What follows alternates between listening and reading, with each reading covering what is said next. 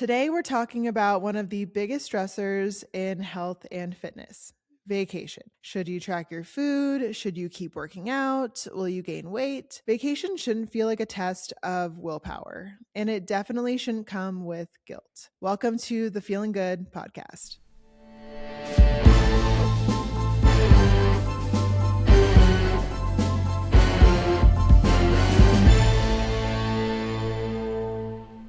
Welcome to the Feeling Good podcast, where food and fitness is all about feeling good.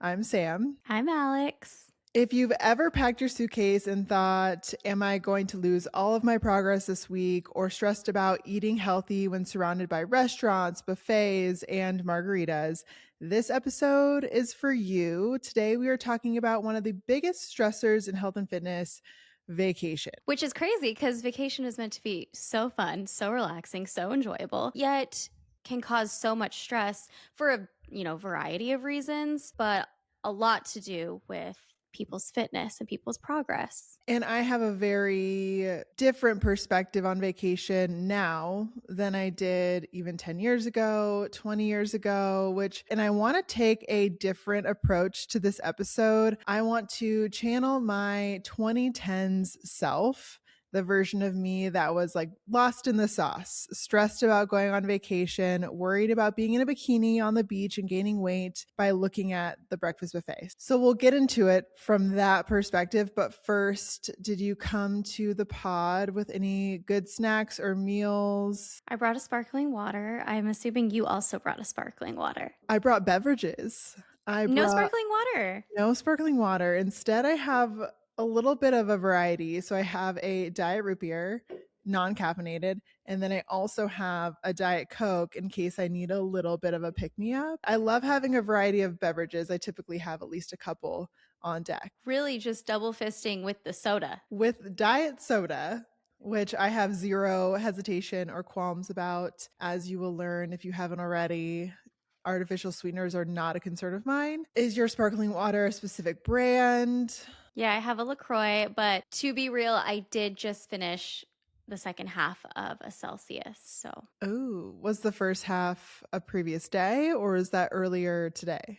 Oh, I split them in half. I drink half. If I'm going to do one, I do half one day and then half the other. And I put it into a mason jar and like close the top, hoping that I preserve some bubbliness. And now that I'm thinking about it, I actually think it worked. I think I did have some carbonation. I don't know. I don't trust it.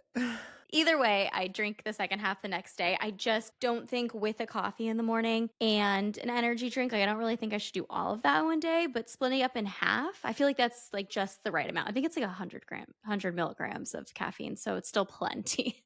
Yeah, I admire your responsibility with caffeine, where my breaking point is a lot farther along than yours. My fear is that my sleep will be affected by it. Yeah, mine sometimes is. Last night was one of those days. I had an energy drink yesterday, which I should really limit my energy drink consumption because I do, regardless, have a couple cups of coffee. Typically, there's a Diet Coke in there at some point throughout the day. And usually the days that I have an energy drink, I do have a harder time falling asleep, and my sleep score is reflected in that. But I also just went to Costco today, and Alani was major on sale. And so I had to buy 2 packs of those because I love a sale. And typically at the grocery store, you'll find energy drinks for, at best, $2 each. And at Costco, it was $1 a can, which is a steal. I was just going to call you out on that because I saw your story and I saw the 2 cases of Alani and I'm like, oh yeah, she's going hard on the energy drinks. $1 a can is too good of a deal. I couldn't pass it up. My fear is that I won't fall asleep fast, and I usually do fall asleep really fast. So the times where I'm tossing and turning for like an hour, I'm like, I shouldn't do this. I shouldn't have caffeine at 3:30. So I try to cut it off by like 1:30, and I try to limit it. You're just so wise. Your wisdom is so appreciated, and I am even more so feeling that towards this episode. So once again, I'm going to approach it from the perspective of my 2010s self, and I'm going to ask you a bunch of questions about vacation, how to handle it, Starting with prepping for a trip, what is your perspective on that? Do you mean like maybe getting your body ready? How sometimes you're going on like a beach vacation and there's like this prep that happens physically because you want to be ready for, the bikini or whatever it is? Yeah, let's set the scene. So, I am somebody who exercises regularly for the purpose of probably weight loss. Like, I go to the gym, I want to lose weight, I want to be smaller. I am dieting prior to a trip because I know I'm going to be in a bikini, maybe aggressively. What would be your recommendation for someone who is taking that approach? I think it's really hard to tell people what their goals should or shouldn't be. So everyone, take this with a grain of salt because you can tell someone, "Hey, you don't need to prep physically for this vacation. You look great in a bikini the way you are. You don't need to diet for your vacation." You can tell someone that 100 times, but truly it's going to be whatever they want to do.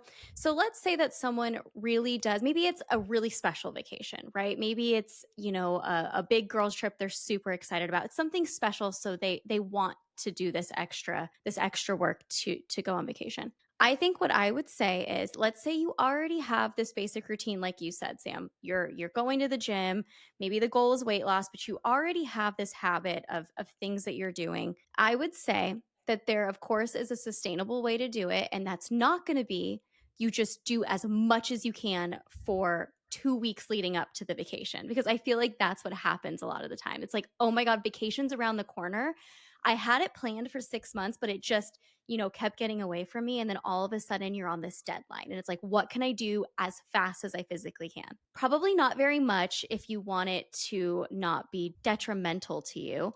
So, what you're not going to do is just eat one meal a day for the next 10 days and call that good and dehydrate yourself. What you can do though is do all of the things that make you feel good, right? So, you go for, a walk and then you do your workout and then you eat the meals that make you feel really good, that make your stomach feel really good, right? You're not getting bloated and feeling really lethargic from your food. You're going to do all of those things that make you feel your best. And you're just going to do that leading up to the vacation. If you don't want to put yourself in a position where you're harming yourself by the actions that you're taking leading up to this vacation. Were there any times in your life where you did the 2 week thing? Yeah, I would say usually I was a little bit more proactive, closer to like a month, but I would do Okay. a ton of cardio, flashback to spring break, going to Cabo in college.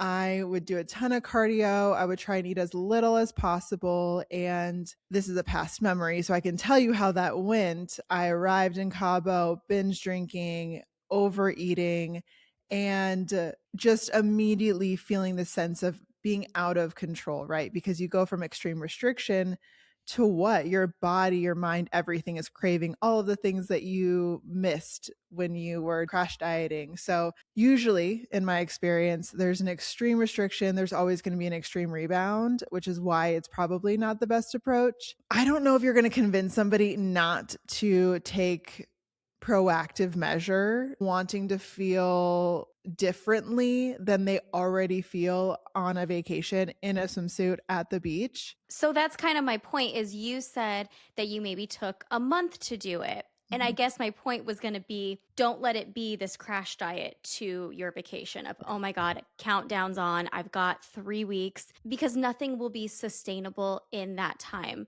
Of course, anyone can have the goals that they want to have. I can't tell somebody that they don't need to do this for a vacation because if you've already decided in your mind that this is what you want to do, more than likely it is what you're going to do.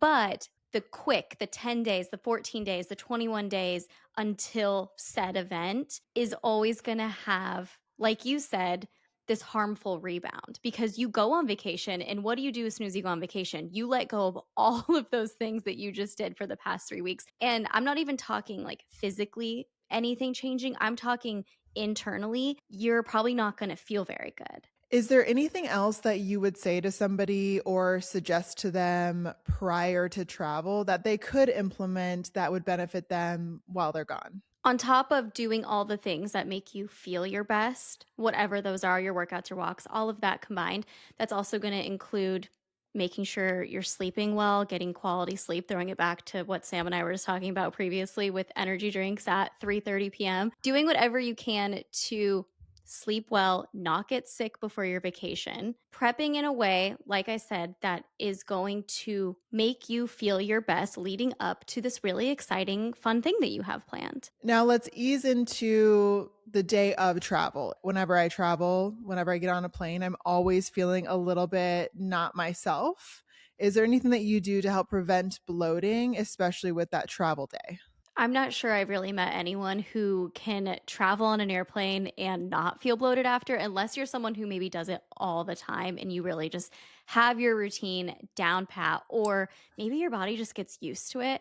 I will say I do not feel my best getting off of an airplane. What I do is try to hydrate as much as I can because I think what you tend to do is drink less water because you don't want to have to keep getting up on the airplane. And believe me, I've been there, but what I've found is if I let go of that and I'm like, "Oh, well, I'm gonna go to the bathroom as many times as I'm gonna go on this plane," I do feel much, much better. I am an aisle seat always type of person because I want to fill up my water bottle before I get on the plane. I want to drink that in its entirety. I also want to have two beverages every time the cart comes through. I'm going to ask for a water and usually a Diet Coke. So I'm constantly trying to stay hydrated because of hydration, but also because I want to get up as much as possible throughout that flight and just move my body a little bit. And I do think that that helps feel a little bit more normal than, I mean, depends on how long the flight is, but I do think that helps me feel a little bit better. I haven't thought about the getting up part, but the hydration, absolutely. I will say it sucks to travel to a place where maybe it's like winter in your place and then you're going somewhere on a tropical vacation and now you're bloated from the airplane.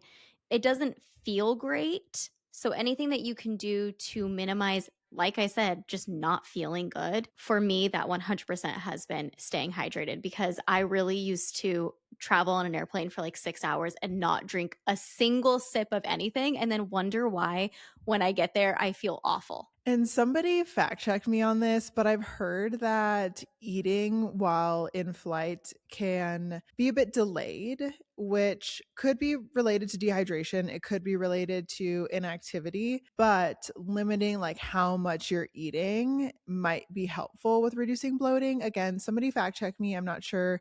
That was probably a TikTok thing that I saw that I was like, huh, kind of makes sense, but it's unverified. So take it or leave it. I love to eat on an airplane. I love to eat in transit always, but usually I eat all my snacks before I get on the flight. And then I'm usually full for the flight, which I prefer. I don't know. I don't want to eat out of boredom, which I know is like the whole travel psychology probably with eating, but I do eat before I get on the flight. And then hopefully I could just relax a little bit while in the air. I will order an entire meal because I fear being hungry on an airplane.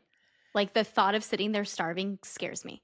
That is such a habit of yours. And it's crazy to me because I show up so prepared with so many snacks. And then you will always, 10 out of 10, you're like, what can I buy on this plane for a snack? Which is a very big difference between you and I because you will not catch me ever paying for a meal on a flight. You come prepared and you come with snacks that you also do a good job of this. You come with snacks that you know sit well in your stomach, that you know you feel good from. I think a lot of people are probably like me, where you want to go to the airport and get the fun snacks for the flight because, like you said, there's something about traveling where you just want to be snacky. And I remember one time, I think I ate an entire bag of pistachios. And that's quite the snack, like the entire bag of pistachios. And they were probably like $20 at the airport too. Oh, yeah, that was horrific. That was horrible. I really think they were like $25. See, that saves me because I'm such a frugal person. And the thought of spending more than something's actually worth makes me a little sick. So, we've talked a bit about before travel, during travel. Now, let's talk more about the vacation itself. Do you have any tips on how to avoid overeating? I know as somebody who really enjoys food a lot with travel, that is something that I've been so concerned about in previous years. Do you have any advice for somebody who struggles with overeating, and whether that's a physical struggle or the psychological struggle of like, what is this going to do to my body? I get that. But I guess my big question too is a vacation isn't forever. It's maybe 5 days, it's maybe 7 days, maybe it's an extended thing, it's 2 weeks. It's not forever. Is it so bad if you eat a little bit more on vacation than you do when you're home? Is it the end of the world to have these 2 weeks? And this is being generous. Not everyone goes on vacation for 2 weeks. Is it so bad that the 2 weeks don't look like your normal day to day? I think there's a part of people, myself in 2010, who would say, no, objectively, not a big deal. But you still have that piece of you that is so concerned with gaining weight, with being larger, that the subjective part of yourself is unable to embrace that reality and fights a little bit more against it. Now, the fight, sometimes you win and you don't eat an entire serving and you're, patting yourself on the back of like, I'm so glad I shared this thing instead of eating it all to myself.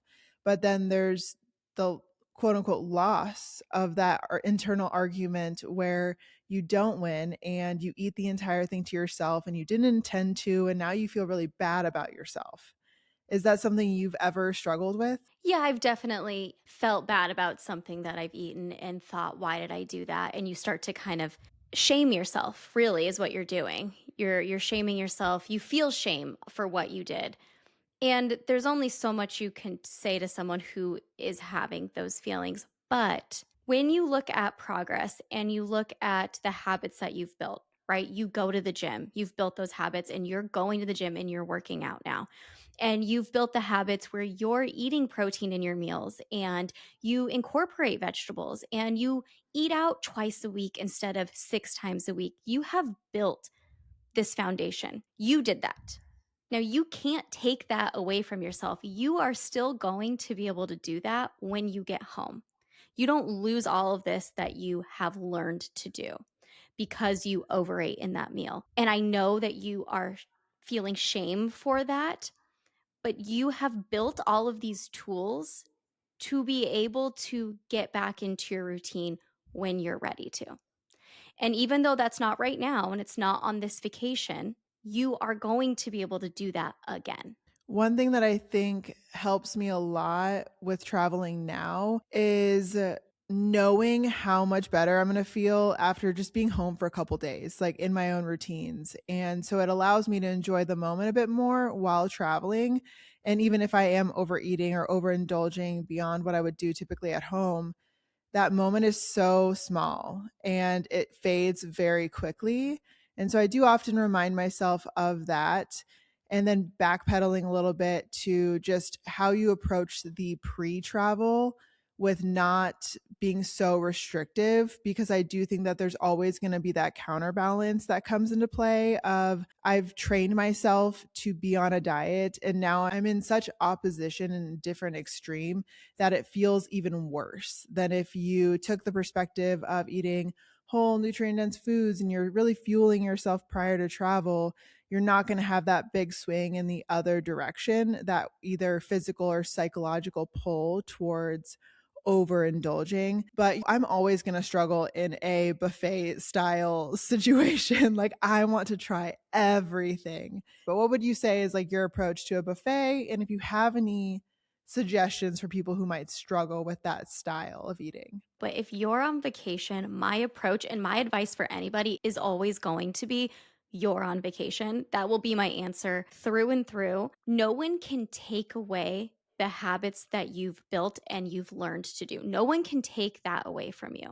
So, although it might look different for you in this moment on vacation, no one can take away all of the progress that you've made to get to this point. And I don't even mean the physical transformation if you've had a physical transformation. I mean, all of the things that you've been doing to feel your best, no one can take that away from you. My advice is always you can't get these memories back, but you can absolutely get back into your routine. So if you're going to a buffet, a breakfast buffet, which is my favorite kind of buffet, I love a breakfast buffet. I actually don't love just like a regular old buffet. People go crazy for like the crab leg buffets where I don't care about that. I love a breakfast buffet, the best kind of buffet that there is, especially when there's like an omelet making station. My favorite. How often are you going to a breakfast buffet when you're at home? Probably not that often. You're on vacation. How often are you doing that at home? Why take that joy out of it? It's a part of the vacation. Like it's something that I look forward to. About a year ago almost, I went to Abu Dhabi and breakfast buffets every day. And a breakfast buffet still hates to see me coming because I'm going to try a little bit of everything. But I also do prioritize protein more now than probably ever. If there's vegetables available, I'll probably have a couple of those. And then I start getting into like the fun stuff. But I am trying literally everything. And I'll probably have 3 to 5 cappuccinos as well. And I think that's the way to do it. You'll usually see a couple different items on my plate. I'm going with like the regular breakfast that makes me feel good. You're going to hear me say that a lot because that is my goal on vacation. I actually don't want to feel bad because then I can't do all the other things I want to do on vacation. Mhm. So you're going to see that as a theme of everything I say. I don't want to feel bad, like where you feel so tired you can't do anything. So Mhm. you're going to usually see my plate have like the omelet, a little bit of bacon, whatever the protein source that I'm going for there. And then you're going to also see a plate of fruit because usually for some reason breakfast buffets always have great fruit. And then you're going to also see the pastry side of my plate where any pastry that looks interesting in any way is on the plate. And then I just eat to my heart's content. That's going to look different for everybody. Maybe the first day on your vacation, it's a little crazier and then you taper out after you tried all the things you want to try. You're going to hear me say this way too much and I'm sorry, but you're on vacation. It's a vacation for a reason. It's not your normal everyday life. Mhm. It's meant to be enjoyed. This is me channeling 2010 Sam once again. But what is really hard is traveling with family, friends, whomever. Maybe it's a bachelorette, maybe it's a wedding, maybe it's a family trip to, and the social pressure, whether that's related to food or movement that you feel is something that I've felt very intensely, even in more recent times of wedding, bachelorette, where you feel there is not a single moment for you to get any activity, whether it's just going for a simple walk, finding 10 minutes to stretch, or eating the things that you want to enjoy. It's not really a vacation, right? It's a trip. You sometimes feel like you don't have a choice. What would you say, or even what have you experienced as far as like those social pressures go and how you handle those? I think I'm really lucky that my friends and family are either A, very active, or B, very respectful of what other people are wanting to do, with their own time. So I will say that I don't feel like there's been a moment where I've not been able to do something that is going to help me feel good because I haven't had like that bachelorette trip where it's like every second of every day is booked up and you have no time for yourself. So I'm going to throw it back to you in those moments, what have you done to at least mentally feel good? My approach previously has been it's a day, it's a couple days. It's not about you. Don't make it about you and go with the flow. If nothing else, it's a practice in going with the flow, just making it not about you because it's not about you. You're there to celebrate the bride, you're there to spend time with your family. Usually it's a couple of days, and that's truly not a big deal. However, if it's a longer trip where you're traveling maybe somewhere you've never been, it's a family trip, and everybody wants to take a taxi and you want to walk. I think that recognizing nobody else cares, whether you walk home or you take the taxi home, or you get up 30 minutes, an hour before everybody else and you go for a walk, or you do your journaling, whatever it is that is a part of your feel good routine, you can make it more a part of the trip if that's something that you want to do. But there's also that gray area where you really have to question, is it what I want or is it the pressure I'm putting on myself of something that I have to do, right? So what kind of trip is it? What do you want to do? Are you able to even entertain that? I love to be active on a trip, and not having any activity or feeling like I'm trapped somewhere is my literal worst nightmare. But if it's a couple days, I can handle it. If it's a week or 2 weeks of travel, and that is the expectation that I am holding myself to, I might have a problem with it. But I do think that now in current day, I have much more empowerment to include what I want on any day of the week, whether it's traveling or at home. I'm much more in tune with what I want, and I typically abide by that pretty well. I am pretty go with the flow when it comes to nutrition and fitness in general. So, really, a few days of something does not stress me out. I mean, we just went to, a Hawaii a few months ago and I didn't do one workout with you guys. I was also dealing with some major cramps. And then after those were gone, I was like, nah, I'm not going to do it. Now, of course, we were active in other ways. We went kayaking and that was actually quite hard. But I am at this point in my life very flexible when it comes to nutrition and fitness because I know it's temporary. I think you brought up a really good point of knowing whether working out on vacation is something you want to do, or is it something that you're forcing yourself into or stressing yourself out about? Because if you're working out just because you feel better when you do, great. Then that means that you'll probably be happy with just like a quick 20-minute, 30-minute thing. If you are doing this out of pure stress because you're afraid to lose progress, then that is, in my opinion, a time to really sit with that for a second and be like, maybe I should take these next few days off and actually force myself not to. Maybe it'd be a better exercise mentally to actually step away from it. I think being real with yourself is incredibly important. I personally really like to get up and work out on vacation. I'm also okay with not. Like I just said, we went on vacation and I didn't, but I have more energy when I do. Period. End of story. I'm not going to make it anyone else's problem. I'm not going to postpone plans to do this. But if I get up 20 minutes earlier than everyone else and I go for a 2 mile run or I go to the hotel gym and do something really quick, it's for me mentally. It's for me energetically. It's for those endorphins. But I'm not going to make it anyone else's problem. Is there anything that you do on vacation that is almost exclusive to that environment? So, an example of that would be you typically don't drink alcohol every day, but on vacation, vacation Alex drinks alcohol every day. Is there anything along those lines that you do super differently from your normal routine? I mean, yeah, if I'm at an all-inclusive resort, I'm probably drinking alcohol every single day, which does not happen in my normal life. I'm not having a hibiscus margarita every single day. So, yeah, that would be a major one. And the fact that I'm probably eating out 3 times a day, which, not happening when I'm at home, which both of those things tend to make you feel a little bit different. And that is, I think, the stress that people feel is I'm eating out 3 times a day, I'm drinking alcohol every day. Yeah, you might be a little bit bloated. Yeah, you might be a little bit more tired than when you're at home.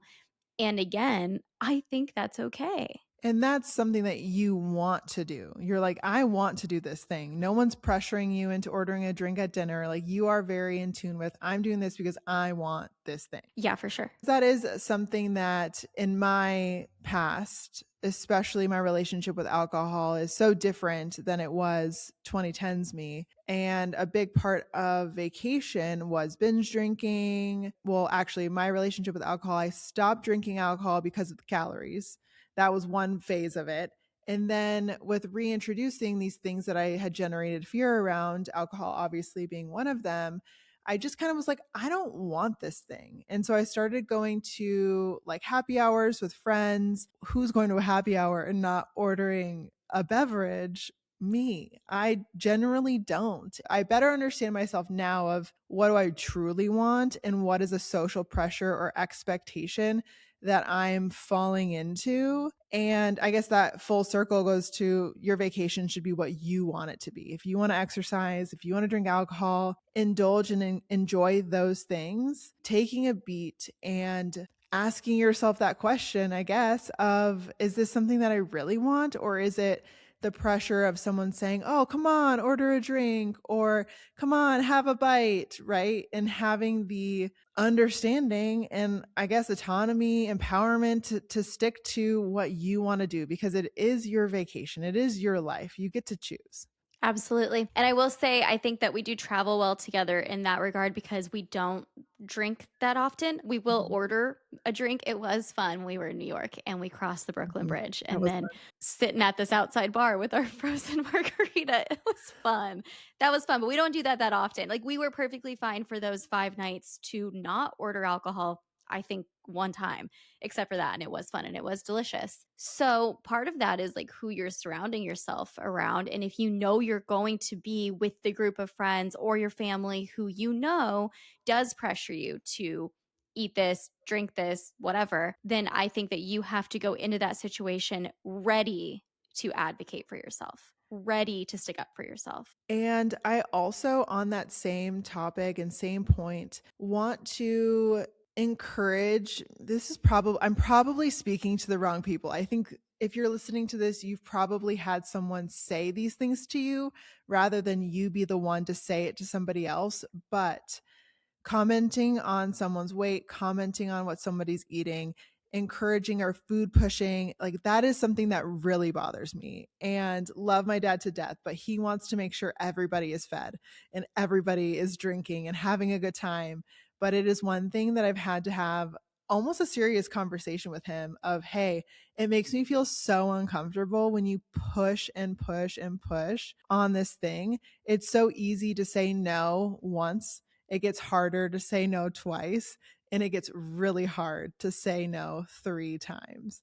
So if you're someone who wants everybody to have a good time, to have food, to drink, that's so wonderful. You're such a great person, but understand maybe that it's not being received the way that you are wanting it to be received. And on that note, when it comes to sticking up for yourself, whether it be you don't want to eat the thing, you don't want to drink the thing, you want to go for a little run, going back to what I said earlier, making sure that it's coming from this place of it's what you want to do for yourself mentally, Mhm. physically.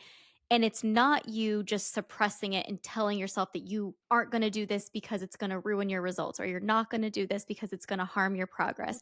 Figuring out that it's coming from like a positive place versus a negative place and not letting yourself do something out of fear. Because I think they're two very different things and you have to know which side it's coming from. Now, realistically, how quickly or long does it take for you to actually lose progress? The first adaptation to change is just going to be strength. So you're not losing muscle size, you're not losing muscle, period, right? It's just the neurological motor neuron activation that is going to shift after a week, 2 weeks of inactivity. Now, the more active you can be, the better you're going to be able to maintain both muscle and strength. And that goes for just going for a walk, doing something to activate those motor neurons is going to be helpful, but it does take a significant amount of time to lose actual muscle tissue, especially if you're eating enough. So if you're in a calorie deficit, you might lose that muscle tissue much quicker,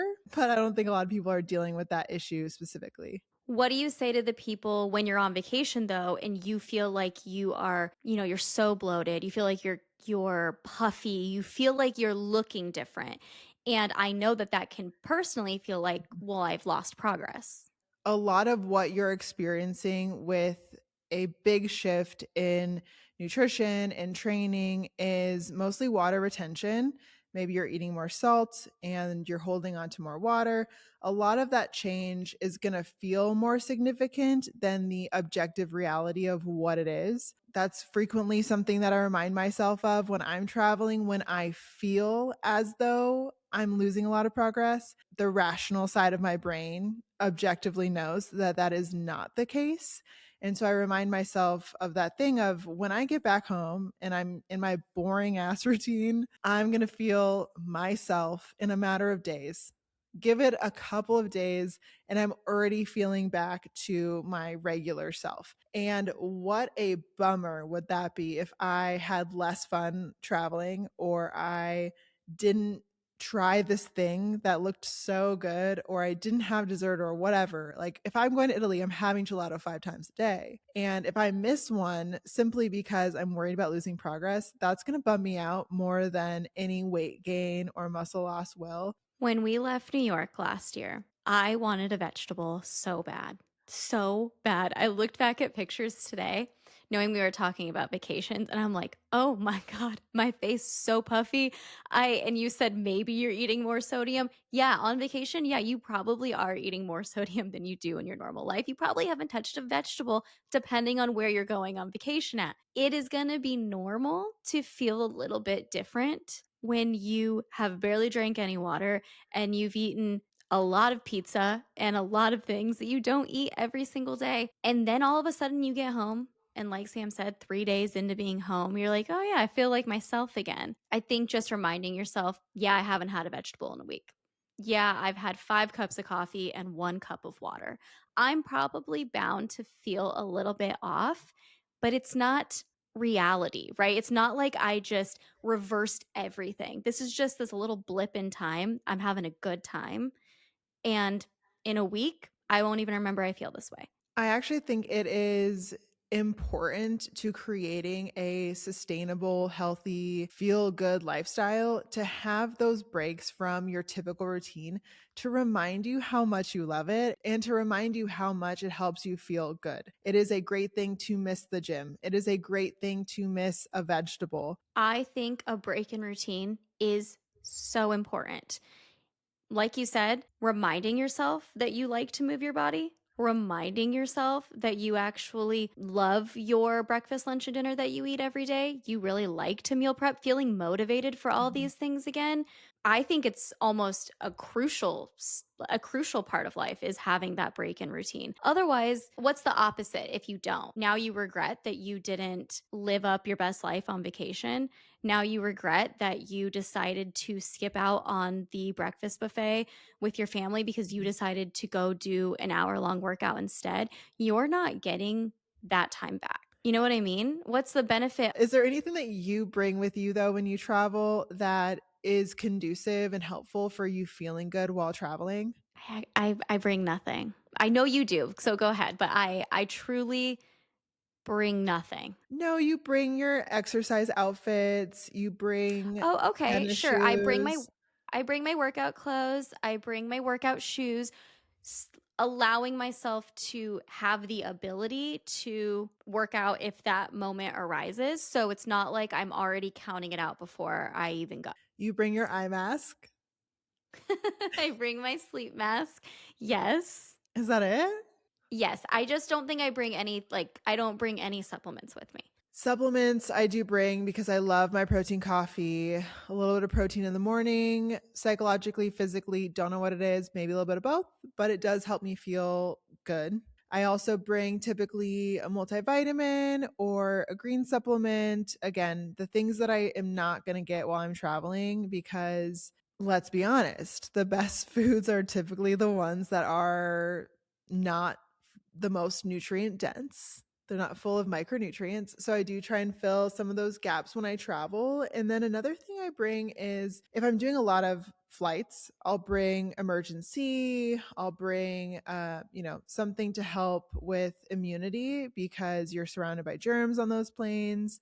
I know you bring disinfectant wipes for your little tray table, but not getting sick, avoiding getting sick is something that I do think about. And it is important to me because nothing ruins a vacation quicker than not feeling well. I'm a freak. I sanitize everything. I bring every wipe, every hand sanitizer possible. I really feel like I get sick after most vacations, except for, I don't know, these last few months that didn't happen. So I did something right in that regard. But my biggest fear is you get home and then now you're sick. So now you've been out on vacation for 5 days and then now you're down for the count for another 5 days. Just not ideal. Speaking of post travel, what is your routine or your strategy for getting back into your usual flow? I would say that I ease into it.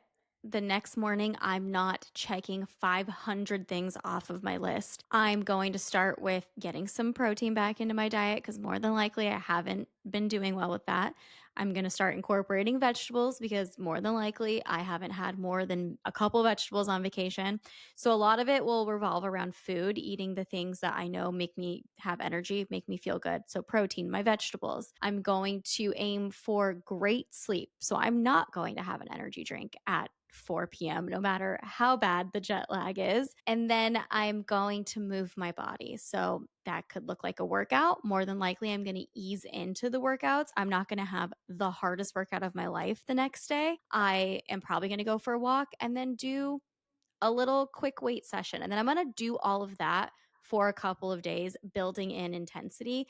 And I wouldn't say that my normal routine is intense by any means, but when you've gone from 0, you don't want to go to 100. So I gradually increase back to what my norm is. What about you? Very similar. Number one priority is sleep and just easing back into my routines. Typically, I will track just in general prior and then not at all during. And then I'll give myself a few days to reacclimate, just vibes after a trip. And then I probably would start tracking a few days later, trying to set some goals.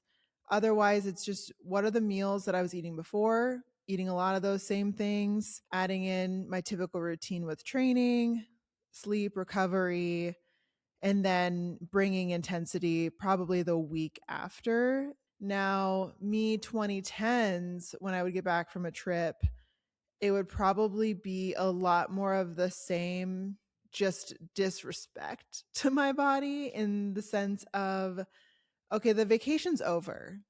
I don't need to try anymore. I can do whatever I want. And then that sets me off in an even deeper hole where I'm not taking care of myself. Maybe I do get sick after an extended period of time of not taking care of myself. And then at some point I would have this other trip, or I'd have something else that makes me motivated to get back into the gym, to build a routine and to maybe lose weight. So I don't know if you have any advice for someone who is struggling with that roller coaster, that cycle of not really being committed to a healthy routine, but more so is committed to the aesthetic that they want to achieve, not even all the time, but that they think that they can control on like a cyclical basis. I really like that perspective because I didn't even think about that. I was going to say that what I don't do is I don't restrict food when I get home because I feel really puffy and not so good in my body. And I don't go into sprints the next day and have a super hard workout because, again, I don't feel good in my body. I don't restrict in any way, right? And I feel like you might. One way of thinking would be when I get home, I'm going to reverse Mhm. all of this as hard as I can because I don't feel good, but I felt good before vacation and now I don't feel good. So I'm going to go so intense. So that's what I don't do. And that's why I really made it clear that I ease into it. We're not going to skip meals. We're not going to have 2 hour long workouts. We're not going to try to reverse this. I'm putting quotes up, damage that we did to our body. You're going to just do the things that make you feel good. And you're going to do that for days on end. And guess what? You're going to feel better in a few days. I didn't even think about what you said, Sam, of actually not caring when you get back, wanting to do the opposite. Like, well, the vacation passed, so I actually don't have anything to work for. So I'd actually love to hear from you from future or present day Sam, what past Sam maybe could have done in those moments instead. Really, it's all about mindset shifts that have changed the way that I look at exercise and I look at food, and also the relationship I have with my body and the way that it looks, and appreciating it for more than just what I see in the mirror or something to look at. The biggest change has been just that shift in mindset of what I bring to the table is more than just the way that I look. So I don't deal with the restriction prior to travel. I don't deal with the stress of what if I gain weight when I travel. In fact, I'm down. I'm down for the weight gain. I'm down for the best experience possible. Like that is why I travel. I love it. It fills my soul. It is why I train and I want to be really healthy is so I can go and I can do all of these things. So my lifestyle while I'm not traveling is to support me being able to go and do these things and be healthy and maybe live a little bit, I don't want to say recklessly. I think I try and be mindful and incorporate some balance when I travel. But long story short, I'm cool with weight gain when I travel because it means that I get to experience things fully. I know I have a big appetite. I know I love food and I love trying new things. And I love sweets and I love things that aren't always the most nutritionally dense. And so when I indulge in those things, I know there's an option. I know there's a possibility and a probability that I'm going to gain weight, and I'm just cool with it. And I do think you're right. I do think it comes down to a mindset shift, a perspective shift, which can take time. That is not something that's going to happen overnight. You're going to have to remind yourself 5 million times. You're going to have to write it down. You're going to have to look at yourself in the mirror and say it over and over and over again because mindset shifts, although in theory seem easy, are really hard for you to actually start to believe them. And it Mhm. really does come down to a mindset shift. So if you feel like you're in a place where you're dieting for a vacation or an event or a wedding or whatever it is, and then post said event, you don't care anymore. What I think could be helpful for people who are really trying to dive into a lifestyle, make it a habit, and not constantly be on this diet for event, come off of it, not care, diet for event, come off of it, not care, is maybe make some performance goals outside of the way that you look. So when you come home from that vacation, you're back into it. Maybe you don't care about the dieting for the vacation or whatever because it's post vacation, but now you have this new thing that you're really excited about. I think you have to get yourself excited and you have to figure out what's going to do that for you. What's going to get you back in the gym? What's going to get you back into eating the meals that make you feel good? Maybe you give yourself a goal with squatting your body weight, deadlifting 2 times your body weight, whatever it is, it's going to be fun and exciting. A performance goal. I love performance goals. It takes it away from your body, it takes it away from how you look, and it's all about what you're physically capable of. And I love that. What I remind myself of is like on the days I don't want to go to the gym is how good I feel after. It's not necessarily I love this thing in this moment right now and I'm going to love it the entire time. It's more so I know if I show up to that yoga class, I know if I get my butt in the car and I go to the gym or I put on my tennis shoes and I go for a walk, I might not love every second of that thing, but I'm going to feel so much better after. And I remind myself of that before, during, and then I get to enjoy the after. Absolutely. I always look forward to the way that I feel after a workout. I've truly never felt worse, but sometimes it takes a little bit of time before you get to that point where you're like, oh, yeah, this thing, I actually really like the way I feel after. Sometimes you got to just be excited about something that gets you there in the first place. So if that thing is learning a new skill, that could be fun. Something that lights you up and gets you there until you're ready to make that mindset shift, that perspective shift that realizes, oh, this thing is bigger than the vacation. This thing being fitness, health, wellness. It's bigger than the vacation. It's bigger than the wedding. It's bigger than, right? It's way bigger than this. But that mindset shift takes some time. And it's okay if you're not there yet. Find something else that makes you excited. This isn't super random, but it is something that I've thought about pretty consistently with working with clients of very often I'll have someone come to me and very often they're looking for fat loss. And that's great. But if your only perspective of tracking your intake and understanding what nutrition looks like is a deficit, you're missing out on understanding what maintenance looks like, what a surplus to build muscle looks like.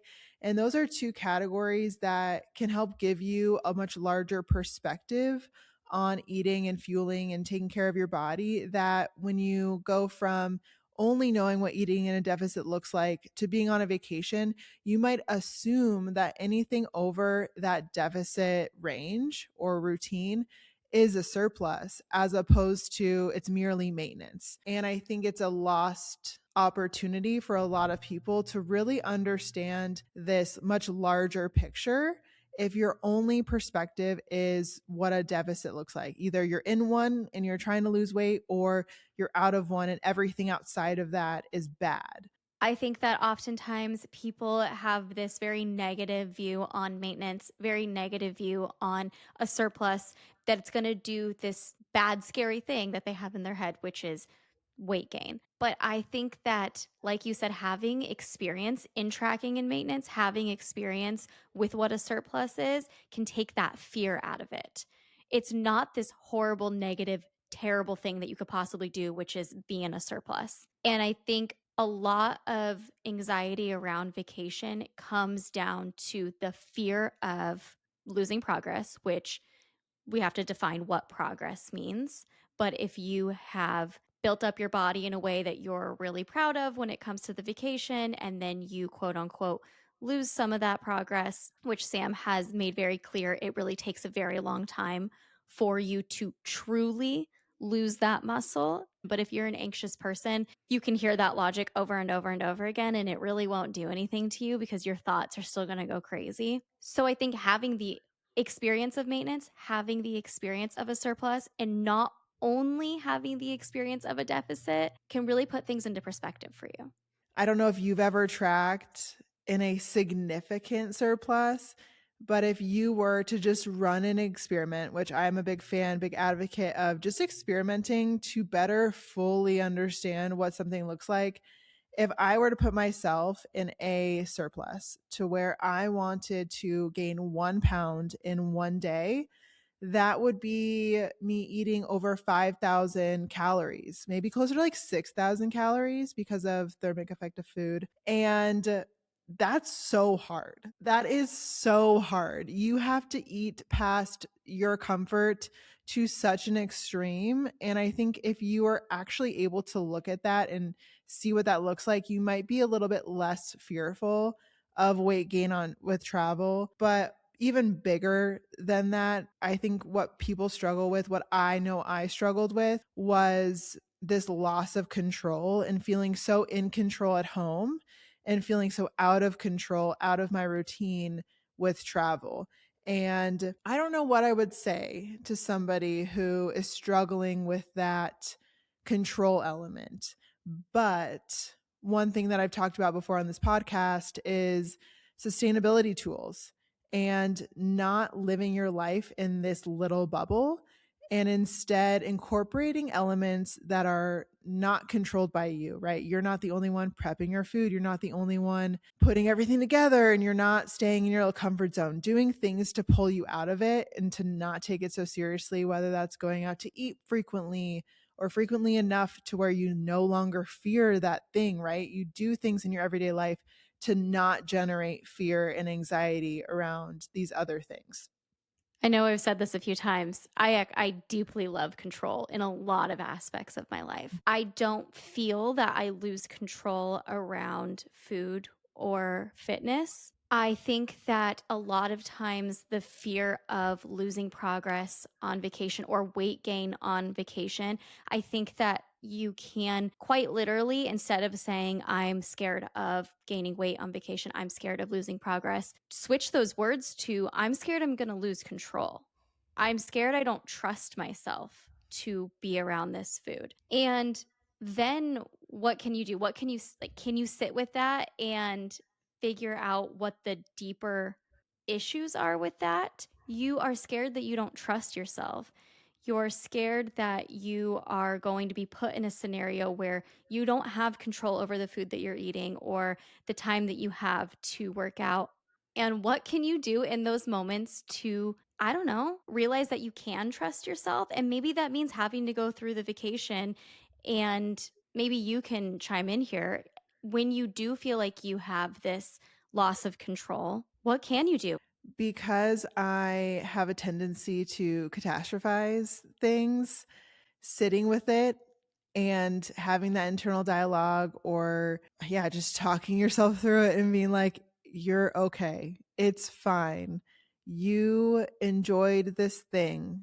The best thing that you can do is to move forward instead of sitting in a decision that you made 5, 10, 15 minutes ago, an hour ago, a day ago, and regretting it, right? So the best thing that you can do is take that moment, learn from it, and move forward. Maybe you're learning the same lesson the next day. So much of, I think, the pressure I put on myself and a lot of other people do is thinking that we need to be perfect and that any sense of not being so is unacceptable. Reminding myself, and I do this often as well, is like, you're human. It's okay. You're human. Like, we are going to make mistakes. We are going to act impulsively. We're not always going to think with our brains or with, with wisdom. We're not always going to do that. And that's so fine. And that is quite literally what we're on this planet to do, is to learn and to grow. As someone who struggles with a bit of perfectionism and really wanting to be perfect in a lot of things that I do, being not perfect is so freeing. It is such a freeing feeling to let go of the expectations of being perfect in everything that you do, that you're going to go on vacation, you're going to be perfect in every aspect. It's so freeing to let go of that. And if there's one point that I can drive home in this episode, I hope that I've made it as clear as possible. A vacation is a vacation for a reason. You're going there with friends, you're going there with loved ones, you're doing something that not a lot of people get to do.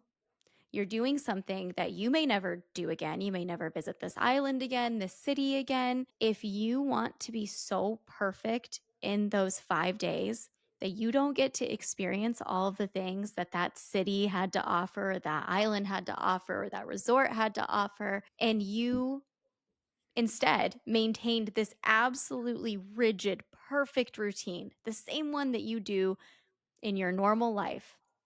If you just did that while you were on vacation and you didn't get to do all the other fun things that everyone else got to do, I don't know, it's kind of sad.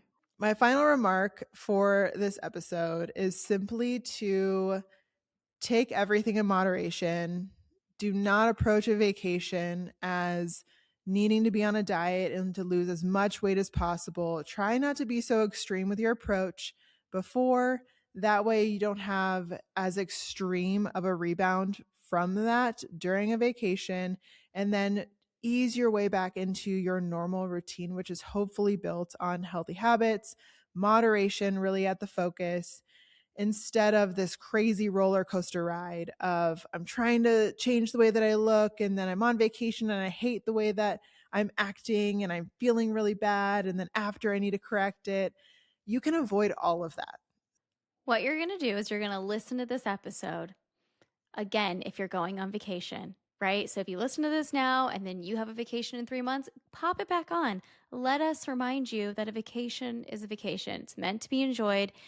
Nobody can take away the habits that you've built to get you to the point that you're at now. Nobody can take that away. You did it once, you can do it again. You're going to go on vacation, you're going to have a great time, you're going to make great memories. And then guess what? You're going to be able to ease back into that routine, that wonderful, amazing, sustainable routine that you've built to get to where you are now. That's it for today. Take what you need from this episode, leave the rest, and trust that you're doing better than you think. Thank you for being here. If you liked this episode, please rate and review. We'll talk to you soon. And until then, keep feeling good.